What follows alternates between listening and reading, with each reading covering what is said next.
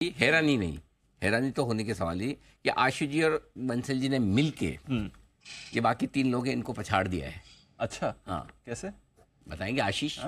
आशीष बताइए कैसे हुआ ये सब? सर लगातार नए निवेशक जुड़ते जा रहे हैं। सर मुझे एक याद आ रहा है, आपका एक बहुत पुराना वीडियो बहुत वायरल हुआ था।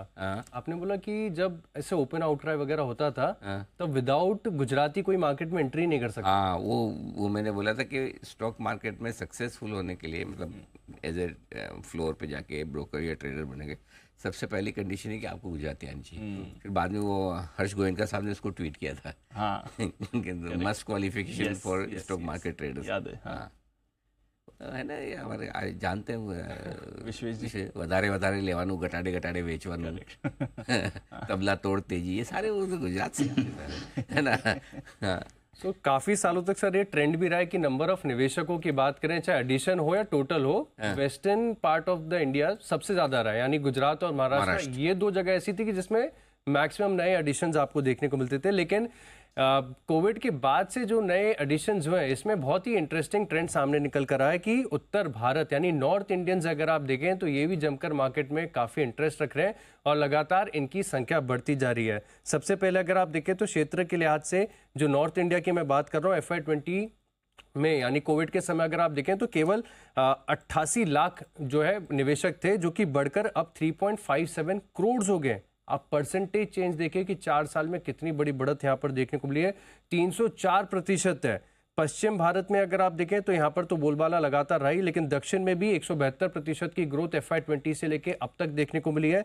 और पूर्वी भारत, इसको भी आपको मानना पड़ेगा कि नए लगातार जो निवेशक हैं वेस्ट बंगाल से देखने को मिल रहे हैं, नॉर्थ ईस्ट से काफ़ी ज़्यादा है, तो 286% की ग्रोथ यहाँ पर भी आपको देखने को मिली है। और यूपी पॉपुलेशन के लिहाज से अगर आप देखें तो काफ़ी ज़्यादा है, लेकिन बहुत ही अंडर पेनिट्रेटेड था स्टॉक मार्केट की बात करें। लेकिन अब वहाँ पर भी अगर आप देखें तो रुचि जो है लगातार बढ़ती जा रही है। टोटल संख्या अब निवेशकों की उत्तर प्रदेश में 23 लाख से ऊपर जा चुकी है। और अगर आप राज्यों के लिहाज से देखें तो यहां पर भी ग्रोथ में उत्तर प्रदेश टॉप करता है, 379% की ग्रोथ यहां पर आपको देखने को मिली है।